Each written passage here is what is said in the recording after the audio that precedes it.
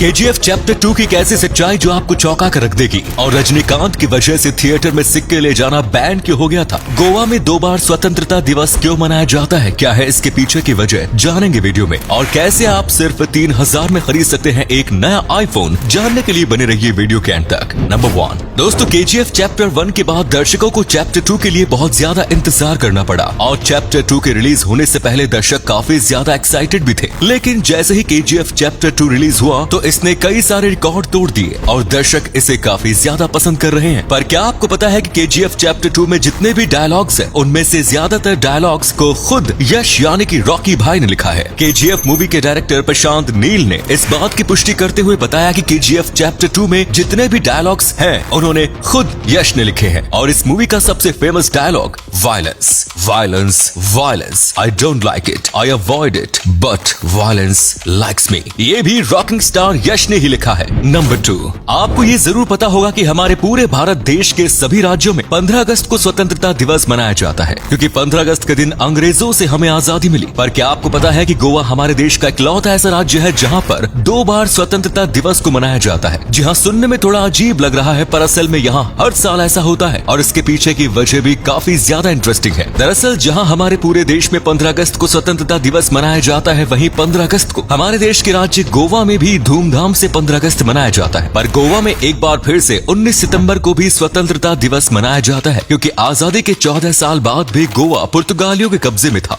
बाद में भारतीय सरकार ने पुर्तगालियों के कब्जे से गोवा को आजाद करवाया था और जिस दिन गोवा को आजाद करवाया गया था वो तारीख 19 सितंबर ही थी। इसलिए गोवा में 2 बार स्वतंत्रता दिवस मनाया जाता है। नंबर 3, क्या आपको पता है कि एक बार रजनीकांत की वजह से थिएटर में सिक्के ले जाने पर बैन लगा दिया गया। क्या है इसके पीछे की कहानी, चलिए जानते हैं। रजनीकांत साउथ इंडिया के सबसे बड़े सुपरस्टार्स में से एक हैं, जिनके फिल्में आते ही ब्लॉकबस्टर हो जाती हैं और उनके फैंस उनके दीवाने। आपको शायद नहीं पता होगा, लेकिन पहले जब रजनीकांत का कोई भी सीन पर्दे पर आता था तो उनके फैंस थिएटर में सिक्के उछालने शुरू कर देते थे। और कभी कभी तो ये फैंस इतने ज्यादा सिक्के उछाल देते थे कि थिएटर में लगी स्क्रीन को भी काफी नुकसान होता था। इसीलिए काफी सोच विचार के बाद थिएटर में सिक्के लाना बंद कर दिया गया, क्योंकि रजनीकांत की वजह से थिएटर वालों का काफी नुकसान हो रहा था। हालांकि ऐसा सिर्फ और सिर्फ साउथ इंडिया के कुछ ही थिएटर्स में कुछ समय के लिए हुआ और बाद में सब कुछ सही हो गया। नंबर 4, राजस्थान हमारे देश का सबसे सूखा राज्य है, जहाँ पर बहुत ही कम वर्षा होती है। और जब राजस्थान में बरसात नहीं होती है तो वहाँ पर लोग एक बहुत ही अजीब परंपरा निभाते हैं। इस परंपरा में एक छोटे से बच्चे को मेंढक बनाया जाता है और फिर उसे सजाया जाता है। और मेंढक बना वो बच्चा इंद्रदेव से प्रार्थना करता है कि गाँव में हर एक घड़ा सूखा पड़ा है और गाँव में कहीं पर भी पानी नहीं है, ताकि इंद्रदेव बारिश कर दे। इसके बाद उस बच्चे के नेतृत्व में गाँव के बहुत से बच्चे गाँव के घरों से अनाज इकट्ठा करते हैं और इस अनाज को एक सूखे तालाब के किनारे ले आते हैं। सूखे तालाब के किनारे ले जाकर इस अनाज को पकाया जाता है और इंद्रदेव को चढ़ाया जाता है। बाद में बचे हुए अनाज को सभी बच्चों में बांट दिया जाता है, जिसे ये बच्चे खा लेते हैं और ये लोग मानते हैं कि ऐसा करने से यहाँ बारिश होने लगती है।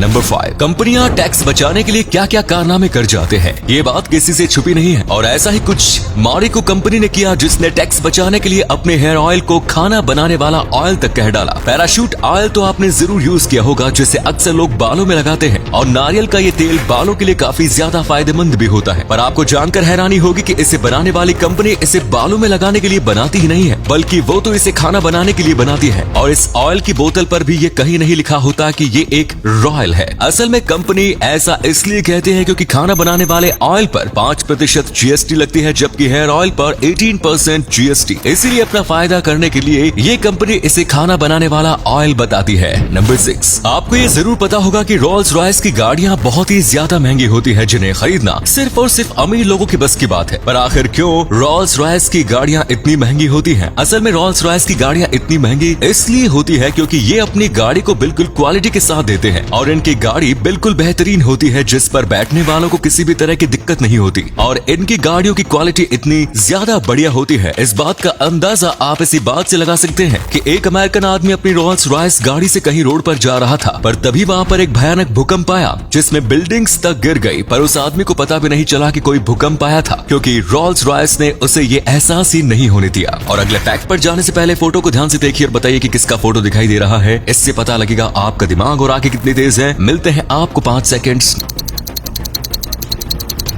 नंबर 7, दोस्तों ये बात 1991 की है, जब एक इंसान वियतनाम के जंगलों में अलग अलग चीजों की खोज में निकला था। पर तभी जंगल में एक्सप्लोरेशन के दौरान उस इंसान को अजीबोगरीब आवाजें सुनाई देनी शुरू हो गई। ऐसे में जब वो उन आवाजों के पास गया तो उसने कुछ ऐसा देखा जिसके बारे में कोई सोच भी नहीं सकता। उसने देखा कि एक बहुत ही बड़ी गुफा है जिसमें खुद का वातावरण है और उस गुफा के अंदर ही खुद की नदियां और अलग अलग जानवर। वो इंसान ये देखकर हैरान रह गया और उसने पूरी दुनिया को इस बारे में बताया। बाद में खोजबीन करने के बाद पता चला कि ये गुफा दुनिया की सबसे बड़ी गुफा थी, जिसकी चौड़ाई 490 मीटर और गहराई 9 किलोमीटर थी। और एक्सप्लोरेशन के दौरान ही उस इंसान ने दुनिया की सबसे बड़ी गुफा की खोज कर डाली। नंबर 8। दोस्तों क्या होगा अगर मैं आपसे कहूं कि एप्पल का आईफोन अब आपको सिर्फ और सिर्फ 3000 में मिलेगा। सुनने में ये नामुमकिन लगता है, लेकिन एप्पल 2022 में एक ऐसा प्लान लाने वाला है जिसमें आपको हर महीने 3000 का एप्पल का सब्सक्रिप्शन लेना पड़ेगा, जिसके बदले आप अपने पास आईफोन को रख सकते हैं। ये प्लान EMI पर मोबाइल लेने से बिल्कुल अलग है, क्योंकि इसमें आप मोबाइल को खरीदते नहीं बल्कि उसे रेंट पर लेते हैं। इस प्लान के जरिए आप एप्पल का सब्सक्रिप्शन लेंगे, जिसकी वजह से आप एप्पल के आईफोन को अपने पास रख सकेंगे। और जब आपका सब्सक्रिप्शन खत्म हो जाएगा तो आपको वो आईफोन फिर से जमा करना पड़ेगा